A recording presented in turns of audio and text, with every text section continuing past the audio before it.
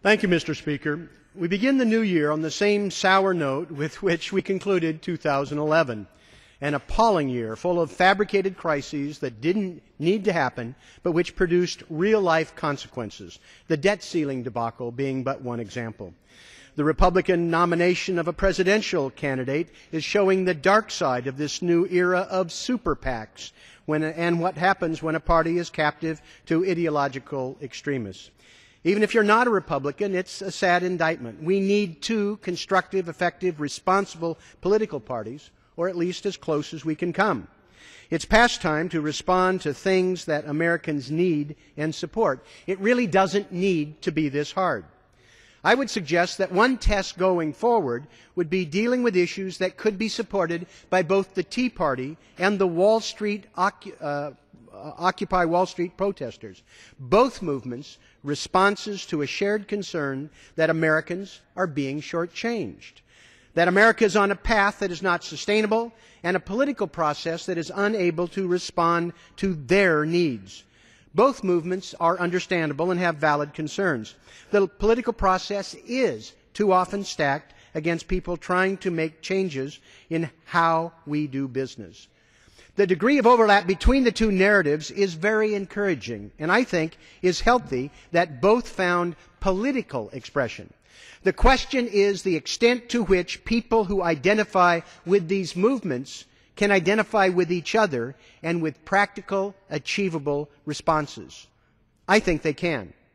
This year, I hope that both sides of the aisle here in Congress will think about what those shared objectives might be.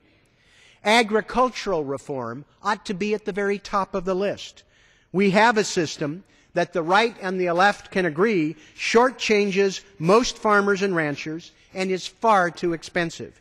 It is tilted towards large agribusiness, not to smaller operations, the quintessential family farm. We know we can do better to help more people while we save taxpayer money, improve the environment, and enhance the health of our children dealing with school nutrition.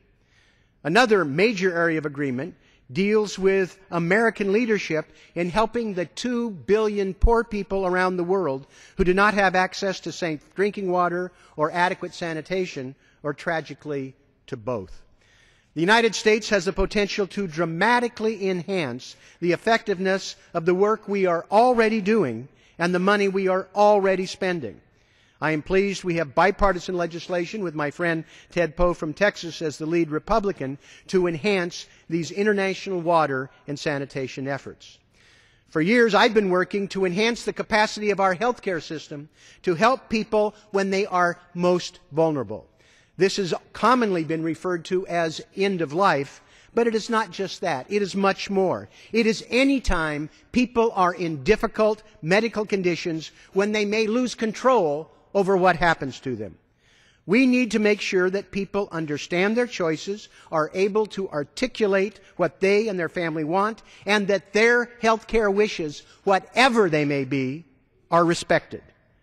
This bipartisan concept got caught up in the madness of the 2009 Political Lie of the Year death panels, but it's now time to revisit it. It's overwhelmingly supported by the American people, including the Tea Party and Occupy Wall Street, costs nothing and will help enhance the well-being of our families. There's a golden opportunity to come together around a collective vision of rebuilding and renewing America. This is happening at the state and local level as people are uniting around their vision and putting up money to achieve it. This is the fastest way to revitalize the economy and protect our quality of life, and the federal government should be playing. While I strongly support efforts to correct the distorting, in some ways, corruption of the political process by avalanches of secret money that is now savaging Republican candidates for the presidential nomination, there's another corrupting process that is taking place for which there are no constitutional barriers to remediate: the legislative redistricting process. In most states, it's a scandal where politicians pick the voters rather than voters being able to pick the politician. We all ought to identify with the reform efforts that are emerging in this area. These are 5 simple steps that don't cost money and certainly in the long run will save money while they enhance the integrity of the system. They can strengthen the economy while revitalizing the political process and addressing the frustrations of both the Wall Street and the Tea Party. Chair recognizes the gentleman from Illinois, Mr. Shimkus, for 5 minutes.